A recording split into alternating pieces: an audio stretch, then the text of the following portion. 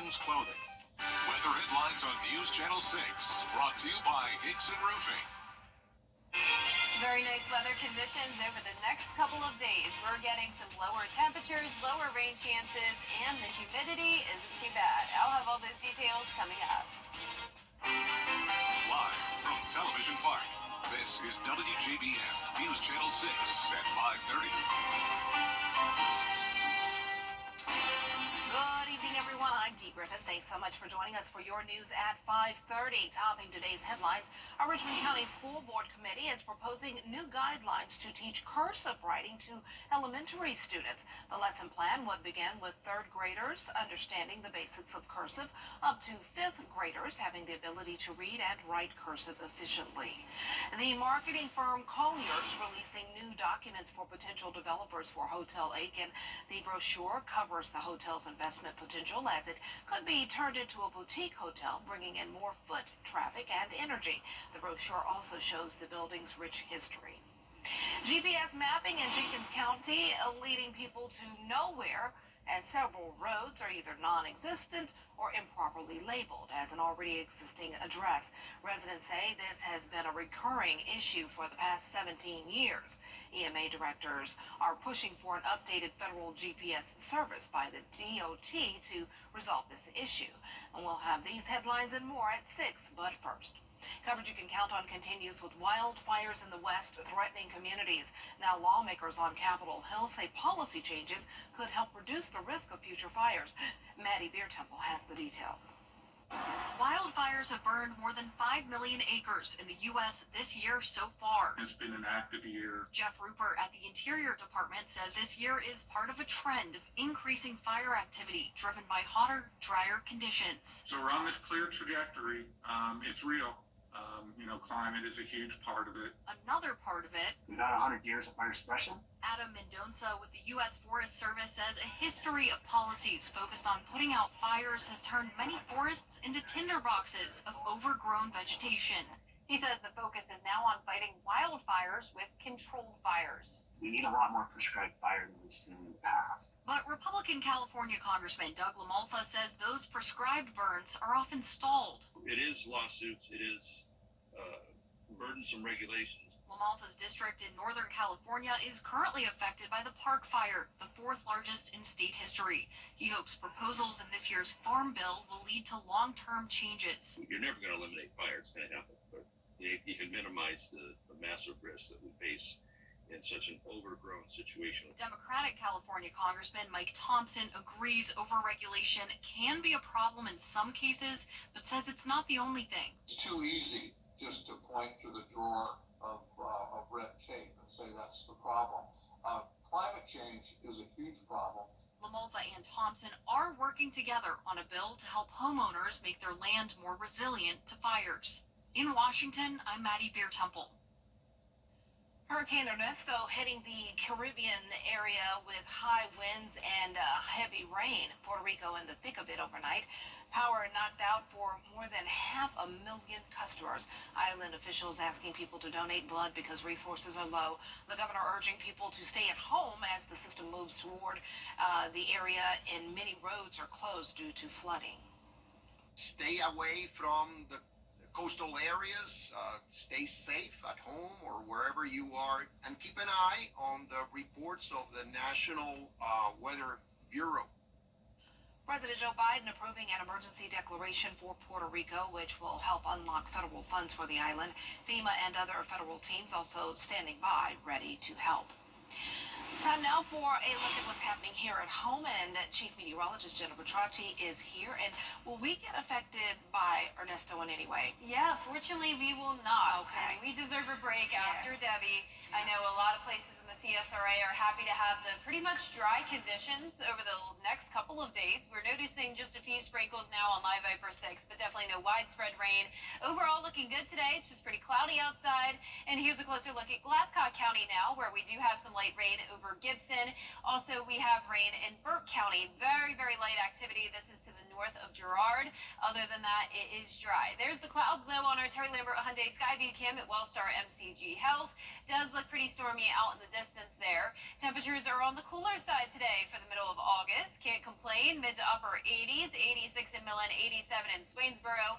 Evanger also at 86, only 84 in Bardwell. Wrightsville 87, 85 in Edgefield, and 86 in Washington. So pretty consistent temperatures in the heat index in the low 90s. At the highest, around 95 down in Wrightsville, but none of us are dealing with that triple-digit heat. So no dangerous heat to worry about, no tropical impacts to worry about. Overall, pretty good forecast. Winds are coming in from the northeast, 6 miles per hour in Aiken, 7 in Barnwell, 8 in Thompson. That northeast wind driving in the cooler and drier air for us, all behind this cold front. So this front was stalling out over the CSRA over the past couple of days. That brought us a few storms. Now it's to the south of us, high pressure overhead. That means we will be mostly sunny and dry through Friday. In the meantime, tonight, partly cloudy. Temperatures going down to 82 at 8 o'clock. Upper 70s by 9 o'clock, and then upper 60s tomorrow morning. I'll have a look at those low temperatures through next week. Coming up, but back to you, Dee. All right, thanks so much. We'll see you then. A new study gives insight into the issue of abortion and shows many women have concerns about access, but it remains to be seen how that impacts voting trends in upcoming elections. Hannah Brandt reports. When health policy researchers at KFF surveyed women about the issue of abortion, here's what they found. Abortion is a relatively common healthcare experience. 1 in 7 women say that they've had an abortion, and that's across party lines. Researcher Brittany Fredrickson tells me the study is based on answers from thousands of women across the U.S. ages 18 to 49. And she says their data shows a lot of concern about abortion access. 6 in 10 women said that they were concerned that if they needed an abortion or someone they knew needed one in a life or health circumstance, that they wouldn't be able to get one. So how does the issue of abortion factor into the upcoming election? I asked political science expert Todd Bell. Abortion is going to be a big issue in this campaign. Democrats know that this is really the Republicans' Achilles heel. That's why they've gotten it on the ballot in 8 states already, including in Florida and Arizona, where voters will decide whether to protect abortion in their state constitutions. KFF researchers specifically zeroed in on the data from those states. Overwhelmingly in Florida and Arizona, just like the U.S. as a whole, women want a nationwide right to abortion. They also oppose leaving it up to the states to decide. Bell predicts we'll see Democrats try to use this issue to mobilize voters. Elections aren't just about convincing people in the middle. They're about getting your supporters out to vote. And I think Democrats think this is going to help them. He points out the last presidential election came down to a small handful of votes across only a couple of swing states. And this one could too. In Washington, I'm Hannah Brandt. A South Carolina judge denied bond for a man who Anderson County deputies say had a pipe bomb in his car outside of a gas station. Anderson police say they found bomb-making materials inside James Turner's car that was marked at a QT on Monday as parked at a QT. The sheriff's bomb squad was called and shut down Whitehall Road and North Main Street. The pipe bomb was removed and investigators got a warrant to search Turner's home. Detectives basically obtained a search warrant at Turner's house on Awaken Court, and that's where they found multiple counterfeit items, counterfeit money, printers, so all of that has now been confiscated. Turner was denied bond on a charge of possession of a destructive device. Investigators say they don't know why he had a pipe bomb. The ATF and the Secret Service have joined the investigation. The DEA has made a record-breaking bust in metro Atlanta. Over 2,300 pounds of meth, valued at around $3 million, were discovered hidden inside of a shipment of celery at an Atlanta farmer's market. The DEA confirms it's the largest meth seizure ever in Atlanta's history and the 3rd largest nationwide. Senators on Capitol Hill have launched an investigation into Kroger. The nation's largest grocery store chain. And Democratic Senators Elizabeth Warren and Bob Casey say they are looking into whether Kroger is engaging in price gouging. The lawmakers are concerned the grocery chain is using digital labels to increase prices when shopping is at its busiest. Kroger denies it's engaging in surge pricing and says it's dedicated to lowering prices at its stores. Students start returning to class. Back-to-school shopping is in full swing, from supplies to tech. But experts are warning that back-to-school scams are also at an all-time high. Becky Worley has more. Back to school means new pencils, backpacks, and scams.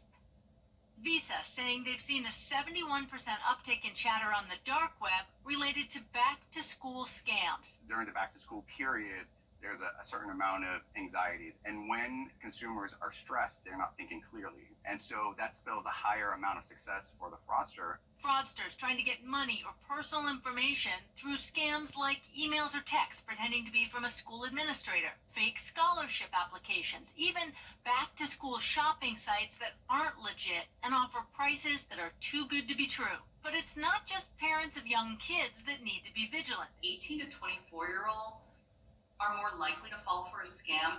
So it's a really good time to have a conversation, especially with kids going away to school, about online scams. Scams targeted at college students, like rental listings, where a student might put up a deposit and then the person they've been dealing with disappears. Fake internship offers, where there's some sort of payment upfront for supplies required. Even an unpaid tuition scam threatening students that they'll be unenrolled if they don't pay over the phone. 18 to 24-year-olds grew up with the internet. They're not as skeptical as older people. They're used to just pulling out their phone, making a purchase, doing things online that they're not thinking, hey, I could get scammed, or hey, this website might not be real. Make sure you know who's on that other end. Meaning that an important part of a student's education these days is learning to avoid scams. Coming up, new movies and shows you can watch at home. Flavor Flav still showing support to Olympic athletes. And more, it's new and trending next. And mostly dry conditions for us tonight. Just a couple stray showers with the cloud cover. Tonight will drop all the way down into the upper 60s. Below average temperatures continue until the weekend. And by the time we get to the weekend, some slightly higher chances of rain. I'll have all those details coming up. The hot seat is on. That's a beautiful clock. Are you looking for a new show to binge or a movie to watch? Well, our buddy Dean Richards has the latest on what's hitting your favorite streaming services. We're looking for street smarts over book smarts. Ow, reflex bad. For new movies this week, Netflix is offering the action comedy The Union. In it, Halle Berry is an American spy who recruits her old high school sweetheart, played by Mark Wahlberg, to find a stolen list of U.S. agents around the world. See it on Friday. I do trust you. I think it's because you look like a bulldog that like a witch cast a spell on and turned into a human. You ever get that? Yes. Tomorrow on Amazon Prime, John Cena and Awkwafina star in the comedy Jackpot, in which Awkwafina wins the largest lotto jackpot in history. What she doesn't know that in this movie, the state of California allows everyone else to murder the winner, claiming the money without any consequence. Maybe I'm someone who's ready for new experiences. Emily, who are you right now? For new series this week, there's more high fashion hijinks in the first part of the 4th season of Emily in Paris. This time, Lily Collins is navigating the single life after her big breakup. See it starting tomorrow on Netflix. Disguised as dirty as a sock on the highway. That's not a real expression. None of them are real expressions until someone says them, okay? So I'm a groundbreaker. On Apple TV+, Chicago's very own Vince Vaughn is a police detective drawn into Florida's seedier side while investigating a murder in Miami in Bad Monkey. See it now. There's also season 3 of the dramatic reboot of The Fresh Prince of Bel-Air arriving tomorrow on Peacock. The English high finance drama Industry returns for its 3rd season. See it on Max now. And on Paramount Plus now, there's the final season of the Special Forces series SEAL Team. One girl said, my dad can't come to the dance because he's in jail. And one girl suggested, why don't we just take the dance in the jail? Finally, for new documentaries this week, 4 young girls prepare for a very special daddy-daughter dance with their fathers who are all behind bars. See Daughters now on Netflix. Wow, there's a lot to see. There's also a lot to see with the weather. And Jenna has your full forecast coming up right after this break. Stay tuned. Of course, brands' favorite brands, lowest prices. The WJBF Live Viper 6 Skyview Network is sponsored by Terry Lambert Hyundai. Low prices, big selection, and committed to quality customer service. Now, your most accurate accurate forecast with WJBF Live 5/6. Welcome back. I hope you're having a wonderful Wednesday. It's been a pretty nice day. Definitely not too hot, not too rainy. We've only been watching a few stray showers across the CSRA, and even those are starting to fade away. You can see we're left with one area of rain around the border of Glasscock and Jefferson County around Gibson. Other than that, it is dry, but pretty cloudy outside. Here's a look at our Terry Lambert Hyundai Skyview cam in Waynesboro. We're sitting at 87, feeling like the low 90s, which really isn't too bad for the month of August. We're definitely at the point where we could easily get some 100-degree days, and that's just not the case this week, so we'll take it. Dew point of 69, so still some higher dew points, but that combined with the lower temperature is really not making it feel too humid out there. Mid to upper 80s across the board, 87 in Sparta, 85 in Washington, Barnwell at 84, 83 in Bamberg, and 86 in Swainsboro. The front that we've been watching is now finally to the south of it, and it's bringing up the moisture and the storms with it. So we're having high pressure build in overhead, and you can see the drier air taking over on our water vapor imagery. So it's going to be a pretty nice Thursday for us. Mostly sunny and a cooler start to the day at 67, climbing into the upper 80s to around 90 degrees in the afternoon. And notice it's several days where we'll get some upper 60s. So not quite the fall air that I'm sure a lot of us are looking for, but a little bit of a fall preview, you could say, especially Friday morning with a low of 66. The warmest morning will be on Sunday. We'll get a little bit more moisture climbing to that 70-degree mark. Highs in the low 90s. Heat index also in the low 90s for now, then eventually up to 99 as your feels like temperature Saturday, but still below 100. Saturday and Sunday, very consistent. 92 both days, 30% chance of rain and storms. So not a washout, but keep an eye on radar for any outdoor plans. But in the meantime, looking good on our futurecast as high pressure builds in overhead. That is driving in a northeast wind. Cold front moves out and keeps the showers and storms down towards the Gulf Coast. We will have an additional front start to move in, though, and this will bring more moisture getting closer to our area by Friday and Saturday. So that's why we have that chance of rain over the weekend. But in the meantime, enjoy the sunshine for your Thursday and Friday. 7 o'clock, all that rain still staying to our west. We're watching the tropics. We have one disturbance, well, really a hurricane now. This is Ernesto. We've been talking about it for a while. It is at 75-mile-per-hour winds. Unfortunately, just moved over Puerto Rico and is headed towards Bermuda next. It's going to become a major hurricane, most likely. Notice Category 3 strength by Friday afternoon. Then back to a Category 2 as it moves right over Bermuda. Then eventually still as a Category 1 all the way up in Nova Scotia. Our lows tonight will be in the upper 60s, and our highs tomorrow will be in the upper 80s to low 90s. And your 10-day forecast showing those temperatures staying on the cooler side for now. Back to the low 90s, though, and we will see even some upper 80s and lows in the upper 60s next week with limited chances of rain. And we'll be right back. Popeye's Big Box. Is the heat melting your ice cream too quickly? Baskin-Robbins is doing something about it by offering melt insurance. Today only, the famed ice cream chain is offering a free scoop to anyone entering the code MELT when ordering on its app. Proof of your previously melted ice cream is not required, so if you're looking for a cool treat, head over to a Baskin-Robbins near you. Well, since proof is not required, let me go ahead and put in MELT and order a scoop. Anyway, thanks so much for joining us for this edition of News Channel 6 at 5:30. Jenny and Brad have more news coming your way at 6. Weather headlines on WJBF News Channel 6. Brought to you by Hickson Roofing. If your roof needs fixing, call Mr. Hickson. I've been involved.